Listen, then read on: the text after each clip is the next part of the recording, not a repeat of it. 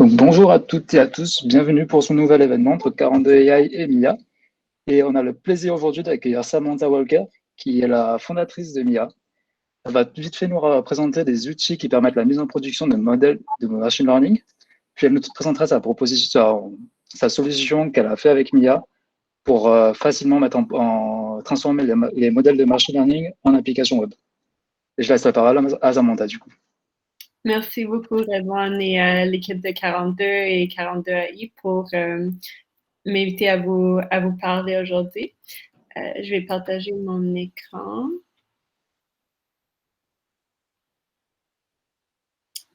en mode de présentation. Donc, comme, comme Redouane a dit, je vais aujourd'hui vous parler de comment on peut donner vie à vos modèles de machine learning. Pour commencer, avant de vraiment rentrer dans le côté plus technique, je vais vous donner un peu une idée du chemin que j'ai pris pour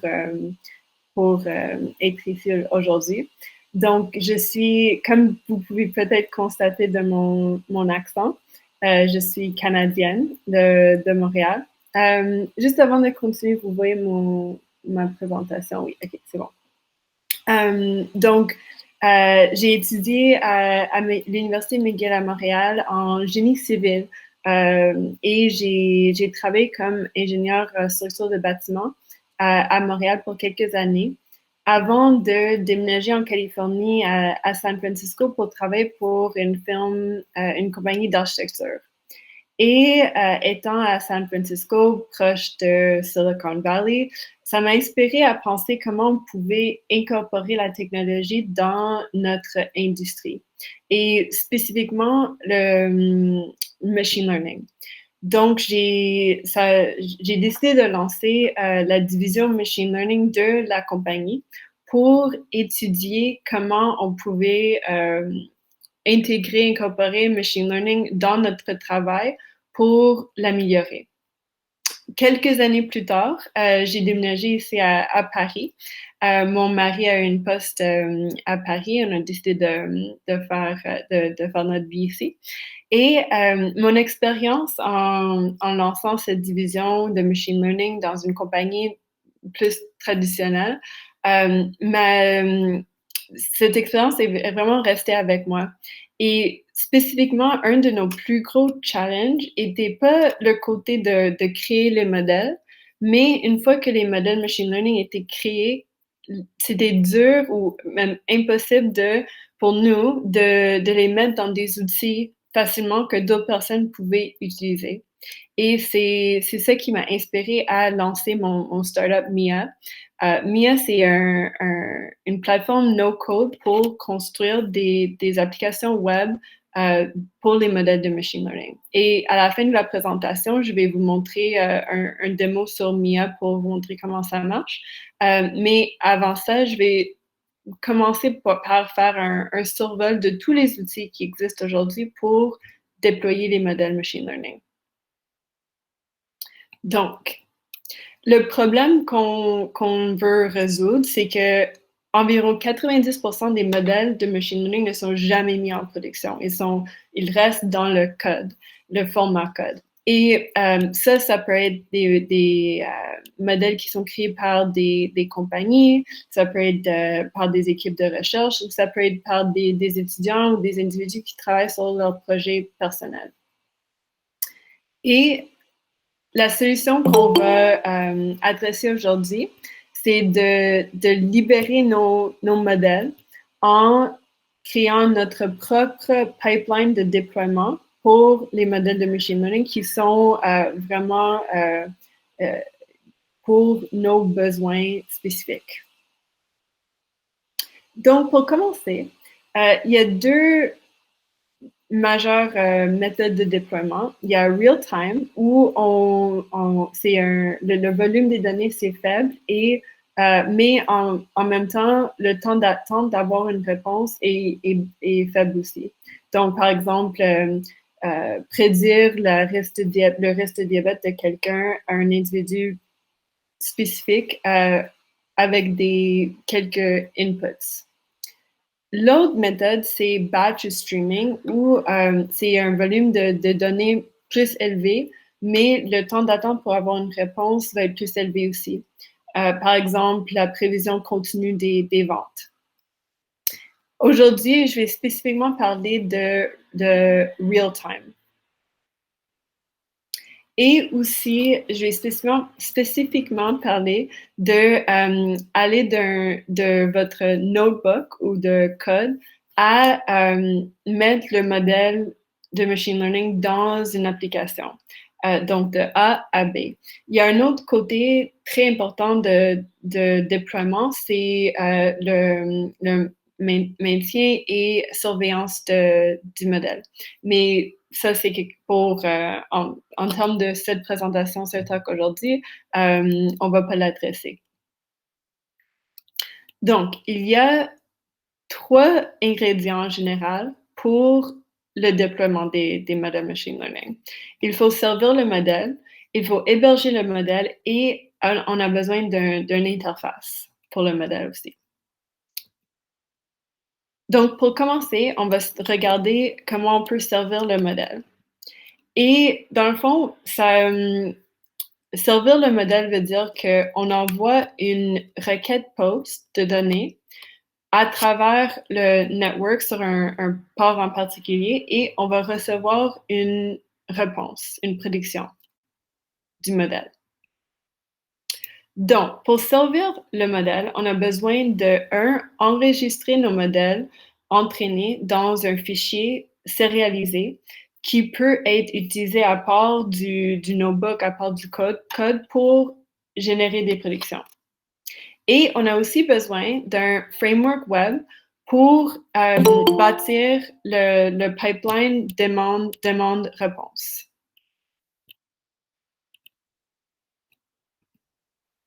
Donc, en termes de enregistrer le modèle, il y a plusieurs différents formats de modèles et ça dépend un peu du framework machine learning qu'on a utilisé pour construire le modèle. Donc, avec scikit-learn, le format Pickle ou JobLab est souvent utilisé.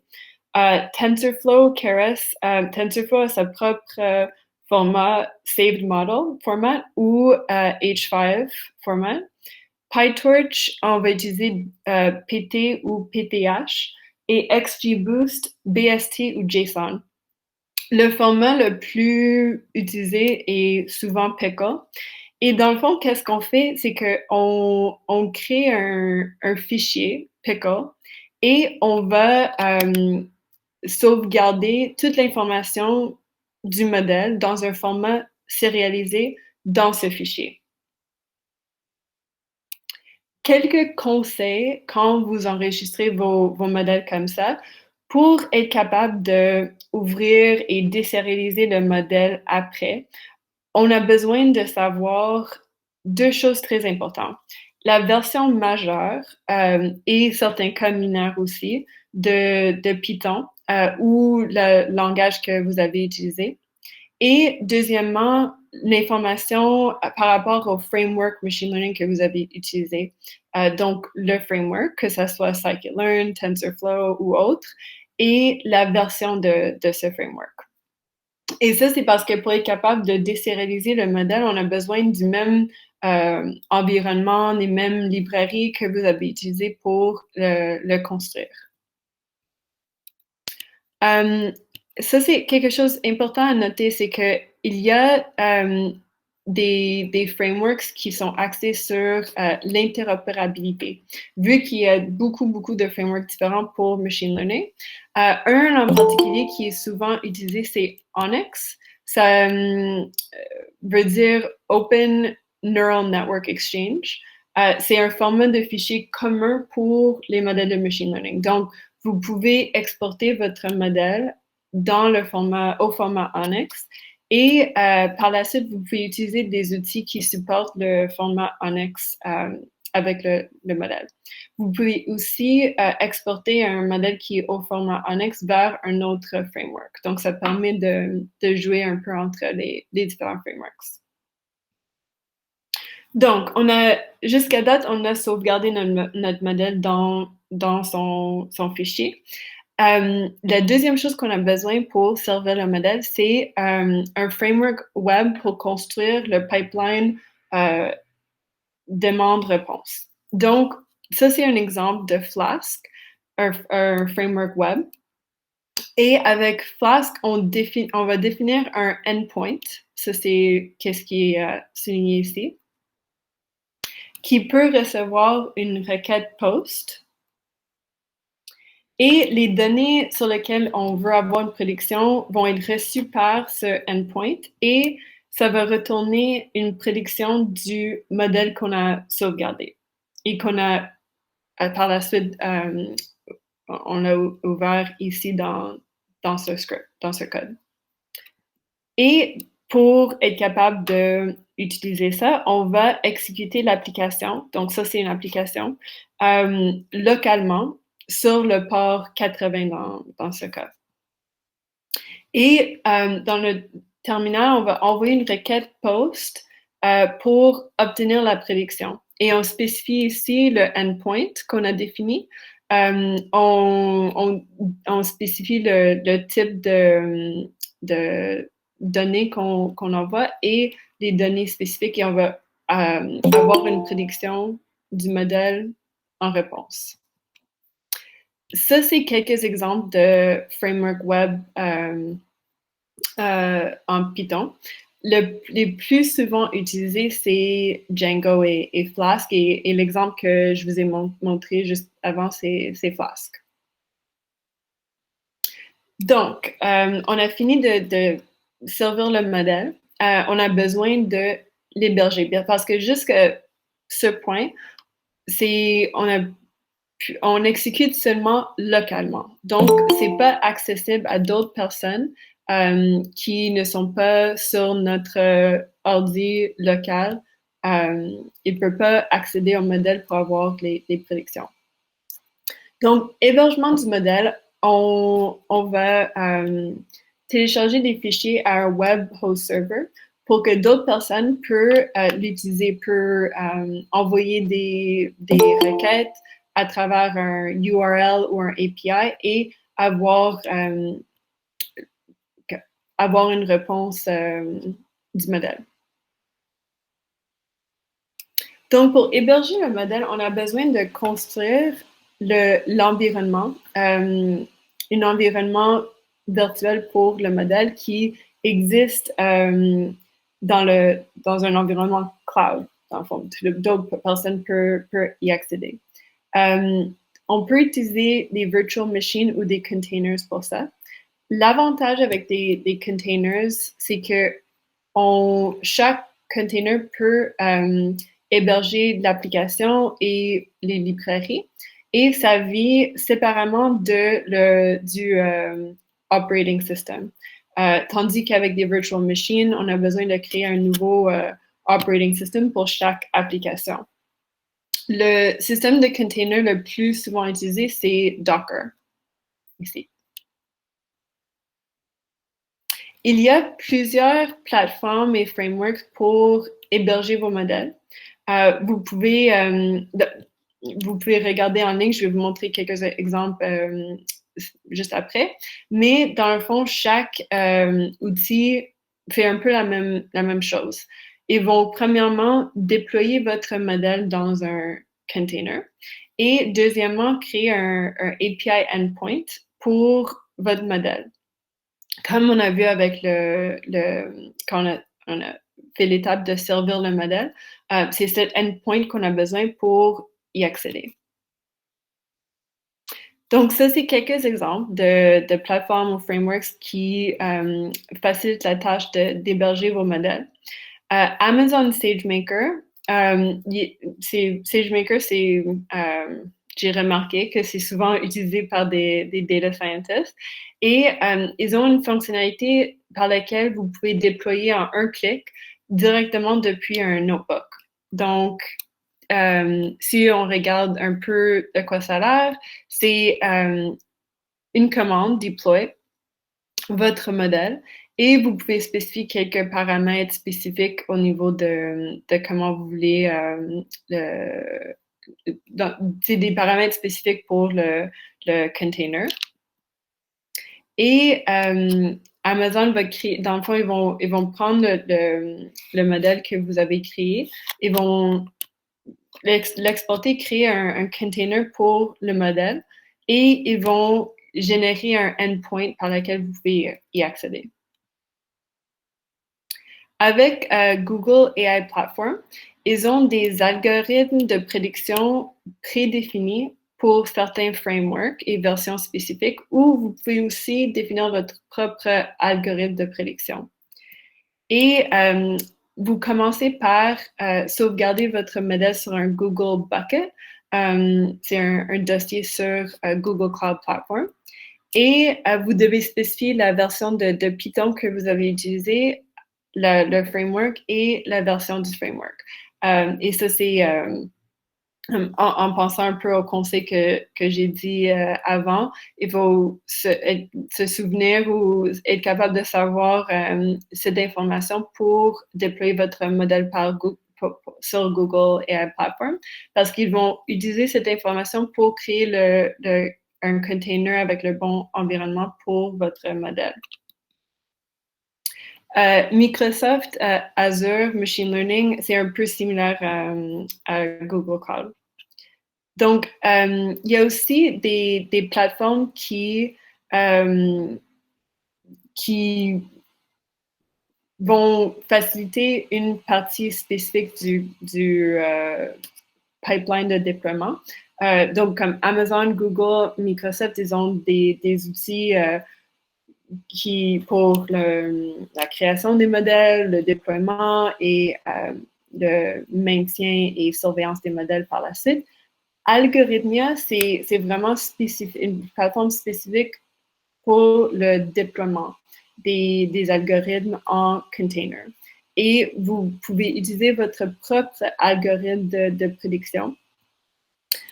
Donc, si on regarde un peu cet exemple, si on est dans un notebook, on a créé notre modèle et on va le sauvegarder dans un format JobLive dans ce cas. Et on va utiliser le API de Algorithmia pour connecter notre modèle à leur plateforme. Donc, une fois sur leur plateforme, on crée un fichier et on va télécharger le modèle en Algorithmia en utilisant cette URL sur laquelle on a mis le modèle de notre notebook. Et une fois que cet algorithme est créé sur Algorithmia, on a notre modèle qui est déployé dans son container et avec un endpoint par lequel on peut accéder le modèle. PyCaret, c'est un framework low-code. C'est surtout pour la création des modèles, mais ils utilisent la même fonctionnalité que Amazon SageMaker et vous pouvez déployer directement à AWS. Donc ici, c'est juste une commande deploy model et vous spécifiez le modèle et la plateforme, dans ce cas-là AWS, avec votre identifiant et ça va créer le container qu'on a vu dans l'exemple de Amazon. Et Mia, qu'on va voir à la fin de la présentation, c'est une plateforme no-code. Ça a utilisé des scripts, des algorithmes de prédiction prédéfinis pour des frameworks et versions spécifiques. Donc, on a servi le modèle, on l'a hébergé pour que d'autres personnes pouvaient y accéder. À ce moment, souvent, si vous travaillez dans une compagnie qui a une équipe de développeurs de logiciels, peut-être vous allez donner une fois que vous avez créé le endpoint, vous allez donner cette information à l'équipe de développement et eux vont travailler sur l'intégrer dans un système existant. Mais ce processus peut prendre beaucoup de temps quand même. Ça peut prendre quelques mois, même plus qu'une année, dépendant de comment le système est compliqué. Et des fois, on veut avoir une représentation du modèle, si c'est un nouveau modèle ou un changement à un modèle existant, pour communiquer ce modèle aux leaders ou à des leaders à l'interne ou peut-être des clients potentiels avant de commencer le processus qui est plus long et compliqué à l'incorporer dans un système existant. De l'autre côté, si vous n'êtes pas dans une compagnie avec une équipe de développeurs de logiciels, mais vous voulez transformer votre modèle dans un outil que d'autres personnes peuvent l'utiliser ou le mettre dans un format qui est plus facile à utiliser que partager un notebook, par exemple. Vous avez besoin de créer une interface pour le modèle. Et c'est la dernière partie dans notre recette de déploiement. Donc, l'interface, ça inclut le front-end et le UX, donc l'expérience de l'utilisateur. Les options générales pour créer l'interface, c'est de le faire complètement personnalisé à partir de zéro, d'utiliser un framework low-code comme Streamlit ou un plateforme, un outil no-code comme Mia. Donc, si on crée notre interface complètement personnalisée, il y a 3 éléments clés qu'il faut savoir, qu'il faut utiliser. HTML, ça va définir la structure du site web. JavaScript, ça contrôle le comportement des différents éléments. Donc, qu'est-ce qui arrive quand on clique sur un bouton, par exemple. Et le CSS, ça va définir la présentation, format, la mise en page, dans le fond, le look. Donc, ça, c'est les 3 éléments de base. Mais il y a des systèmes qui sont créés par-dessus ces éléments de base pour faciliter cette tâche. Donc, les frameworks et librairies front-end. Les librairies sont des collections de code préécrits pour des fonctions communes. Donc, vous n'avez pas nécessairement besoin de recommencer à zéro à chaque fois. Les frameworks fournissent des modèles de pages. Donc, c'est comme un blueprint pour construire les pages. Et il y a aussi les design systems. Les design systems, c'est une collection d'éléments qui sont guidés par des normes qui suivent un schéma, un style global.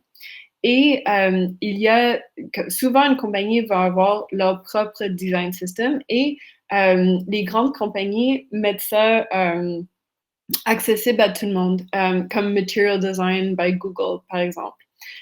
Donc, les compagnies ont mis des ressources pour créer tous ces design systems et vous pouvez prendre avantage de ça et les utiliser pour votre projet. Mais même avec ces frameworks, librairies, design guides, pour créer votre interface personnalisée de zéro, ça peut prendre des semaines, des mois, même pour créer un web app de base assez simple. Surtout si vous avez besoin d'apprendre un système ou un langage de zéro. Donc, il y a des outils low-code et no-code qui peuvent faciliter cette tâche pour vous. Streamlit, c'est un framework low-code qui est basé sur Python pour construire des data apps. Donc, des applications qui facilitent la visualisation de données ou les résultats de modèles de machine learning. Et l'avantage d'utiliser un framework low-code comme ça, c'est que vous pouvez passer des heures ou des jours versus des jours, semaines, mois pour lancer un data app. Avec Mia, Mia, c'est une option no-code qu'on va voir bientôt. Et l'avantage, c'est que vu que c'est no-code, il n'y a vraiment aucun temps à commencer à utiliser la plateforme, aucun learning curve. Et c'est très, très rapide pour construire les applications. Donc, ça peut prendre des minutes au lieu des jours ou des heures. Même si le web app va peut-être être un peu plus limité dans qu'est-ce que vous pouvez faire avec. Donc, il y a aussi, même comme il y a des options pour faciliter la tâche d'héberger les modèles de machine learning, il y a aussi des plateformes framework pour héberger les applications web. Et Amazon, Google, Microsoft, ils ont tous des outils pour ceci. Désolée,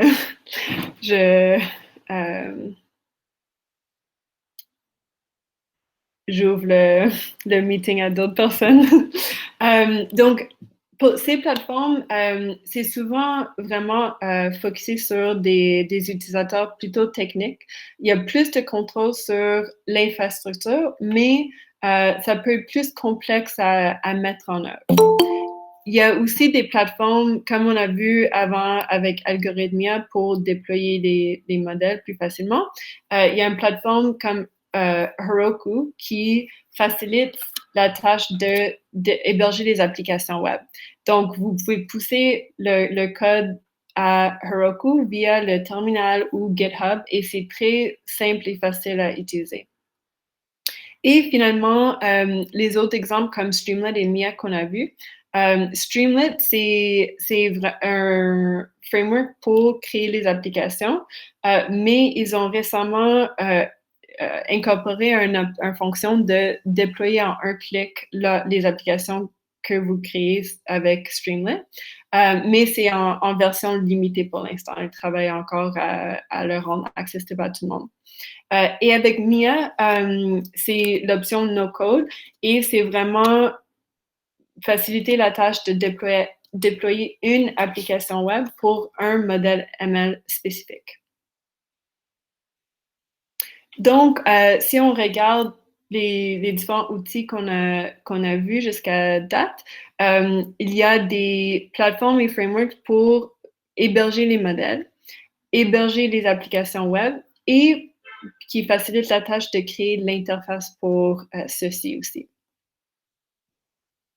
Et si on regarde un sommaire peut-être un peu plus graphique, il y a toujours un balance entre le degré de personnalisation du end product, du produit final, et le temps pour le mettre en œuvre.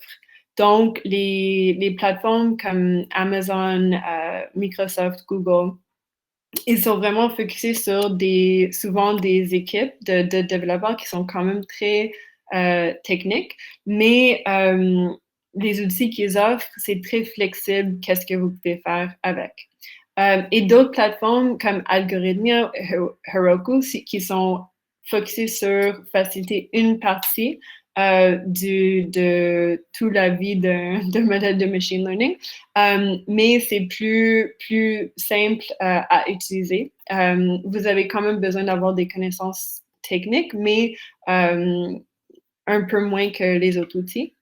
Et dans l'autre coin, on a des options, des frameworks low-code ou des plateformes no-code qui sont vraiment focusées sur simplifier et faciliter l'utilisation et créer qu'est-ce que vous voulez créer, te rendre au produit final le plus vite possible.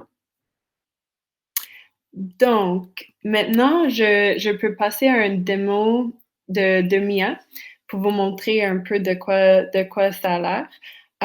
Avant de faire ça, vu que j'ai couvert beaucoup de matière, est-ce qu'il y a des questions avant que je passe au démo de Mia? Vous allez avoir aussi l'opportunité à la fin de poser des questions ou faire des commentaires, mais je voulais juste faire un pause avant de changer d'écran.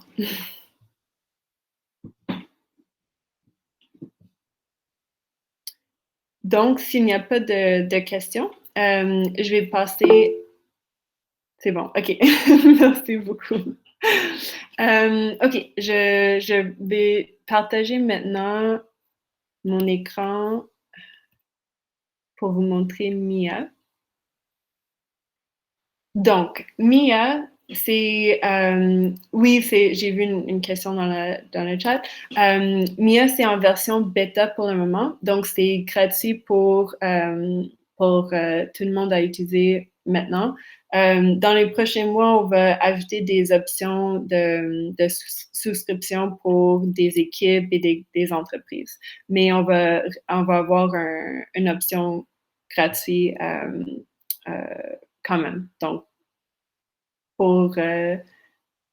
comme réponse à la question, oui, c'est gratuit. Donc, Mia, c'est un no-code plateforme pour créer des applications web basées sur les modèles de machine learning. Ça, c'est le page web. Je vais mettre dans le chat aussi. Et si vous voulez le regarder en même temps que je fais le démo, vous pouvez créer votre compte directement ici. J'envoie le lien ici et aussi, si vous êtes sur le landing page, vous pouvez sign up for beta, créer votre compte et vous pouvez suivre le démo comme ça. Donc, pour l'instant, je vais juste aller sur mon compte sur Mia. Et on voit ici les applications que nos bêta-testeurs ont créées jusqu'à date, ceux qui ont mis leur application publique. Et on a aussi des différentes catégories en bas, comme la santé, la finance, le monde des affaires. Et je vais vous montrer un en particulier. Ça, c'est une application qui utilise un modèle de text classification, NLP. Et c'est un modèle qui a été créé par une équipe qui travaille dans une équipe d'étudiants à un collège en Inde. Donc, cette application, ça va donner une prédiction sur si le commentaire est positif ou négatif. Donc, mettons que j'ai mis 42, AI is the best. Et je vais avoir une réponse du modèle. Donc, on a, dans le back-end, on a hébergé le modèle dans son container. Et l'application, quand on pèse le bouton Predict, ça va envoyer nos données au modèle qui est hébergé, à son endpoint, et on reçoit la réponse. Dans ce cas-là, your comment is positive. Pour créer cette application, ça a pris l'équipe en bas de 15 minutes. Donc, c'est très, très rapide à créer avec Mia. Et ça se passe dans 2 étapes. Donc, premièrement, il faut télécharger le modèle sur la plateforme. Ça, c'est l'étape ici. Et aujourd'hui, il y a quelques limitations sur les frameworks et les versions qu'on supporte, mais on est toujours en train d'intégrer d'autres frameworks et versions. On commence par décrire le modèle. Ça, c'est juste pour nous. On donne un nom au modèle, on peut mettre une description aussi. Et on met la version. Ça, c'est si on va créer plusieurs versions d'un même modèle. On peut les organiser sous le même nom du modèle sur Mia pour facilement changer le modèle dans la version dans l'application par la suite. Ensuite, on spécifie le framework. Donc, scikit-learn, par exemple, et la version du framework. Et on télécharge ici les fichiers. Donc, quand on a vu au début de la présentation, il faut sauvegarder le modèle dans le bon format. Et une fois ça c'est fait, on peut le télécharger sur Mia et télécharger le modèle. Une fois que ça c'est terminé, si je retourne au homepage je peux aller sur mon profil et je vais voir, ça c'est les applications que j'ai créées, et je vais aussi voir les modèles. Ici en bas, ça c'est seulement des modèles que j'ai créés sur Mia.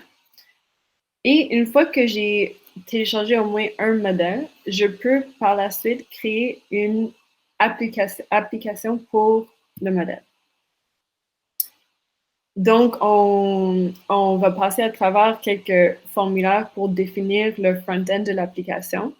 On peut créer des pages pour organiser plusieurs modèles sur une page. Donc, je vais vous montrer de quoi ça a l'air après. Mais pour l'instant, je vais juste créer l'application pour moi-même. Je donne un nom à l'application, un titre et une description pour les utilisateurs de mon application.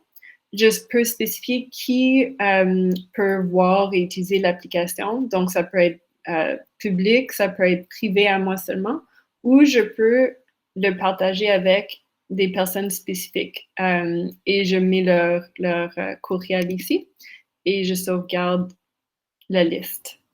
Et je peux choisir une image qui va apparaître sur le display de l'application. Je choisis le modèle que je veux déployer dans l'application, modèle et la version. Et je spécifie ici les inputs, donc les features que le modèle a besoin pour générer une prédiction. Par exemple, peut-être le âge de quelqu'un, je mets un minimum, maximum et un step size. Donc ça, c'est la partie qui est similaire à un form builder comme Google Form ou Typeform, où on définit les paramètres des questions différentes. Et on ajoute autant de features qu'on a besoin pour notre modèle.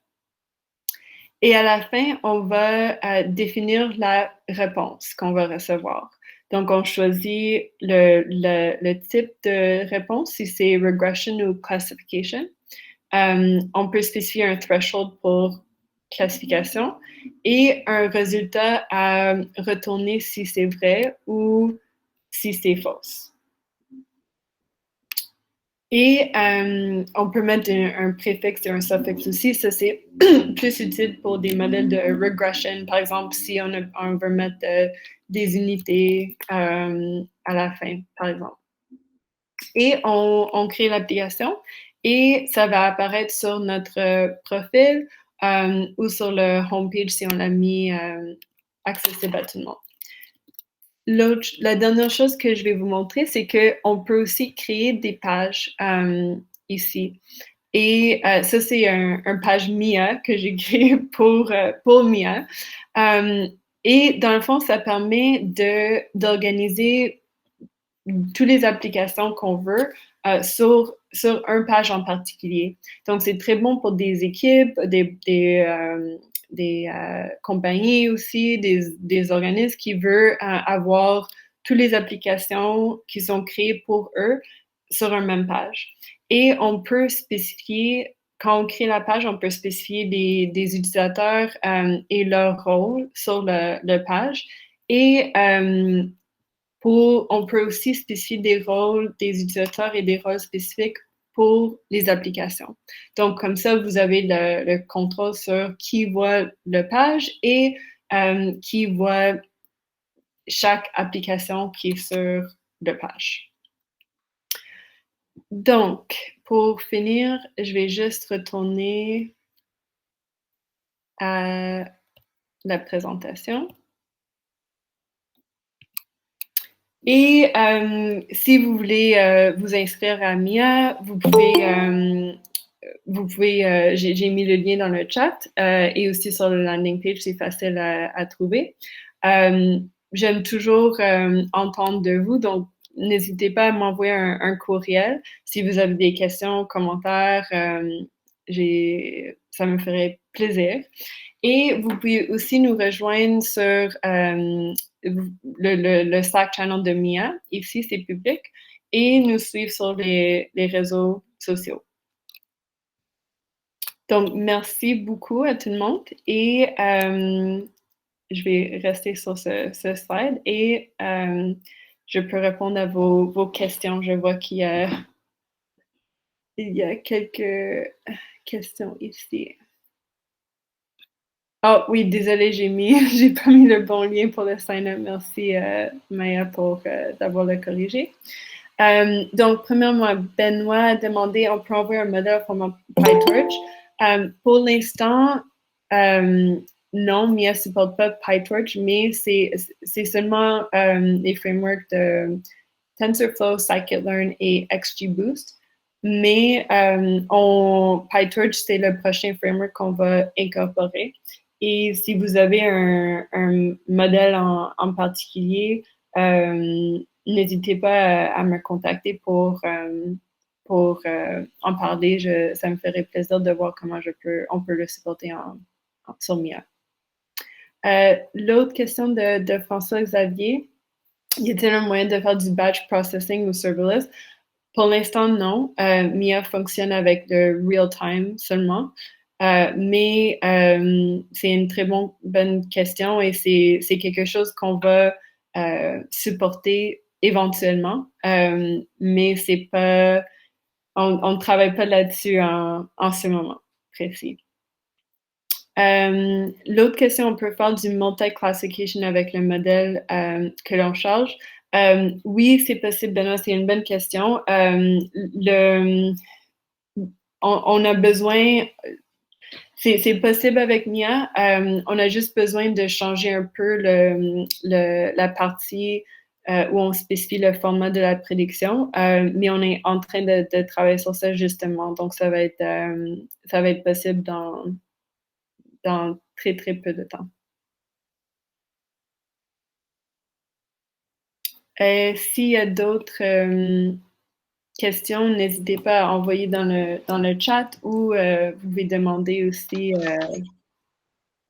à voix haute sur le meeting. Et moi, je posais une question, est-ce qu'il y a du monitoring ou de la gestion de cycle de vie? Pour l'instant, non. On est en train de travailler sur des intégrations avec d'autres plateformes MLOps, comme Algorithmia, par exemple, que j'ai montré dans la présentation. Parce qu'il y a déjà beaucoup de plateformes, des outils qui existent sur ça. Et Mia est vraiment focusé sur faciliter la création de l'application, pas nécessairement la gestion du modèle. Donc, on va avoir des intégrations à d'autres plateformes, d'autres outils qui sont vraiment focusés sur ça et sont bien construits pour ça. Peut-être on va incorporer du monitoring de base un peu dans Mia, mais il y a beaucoup d'autres plateformes qui sont très, très fortes dans ce domaine. D'accord, merci. Merci pour les questions. S'il n'y a pas d'autres questions, déjà merci Samantha pour la présentation. C'était super, j'espère que tout le monde a apprécié. Si vous avez des feedbacks à nous laisser, si vous pouvez prendre 5 minutes après la présentation pour nous laisser un feedback sur l'intra, ça serait super. Et sinon, je vais vous remettre tout de suite dans le chat les liens de Mia, donc leurs réseaux sociaux, ainsi que ceux de 42 AI. Hop, je fais ça tout de suite. Et n'hésitez pas à nous suivre sur nos réseaux sociaux, surtout la chaîne YouTube, où il y aura un replay qui sera disponible dans les prochains jours. Et si vous avez d'autres questions, n'hésitez pas. Oui, n'hésitez pas ici. Merci beaucoup, Redouane. Et si vous avez des questions après aussi, n'hésitez pas à me contacter. Ça me ferait plaisir, pas seulement sur Mia, sur toute la présentation ou d'autres questions sur le ML.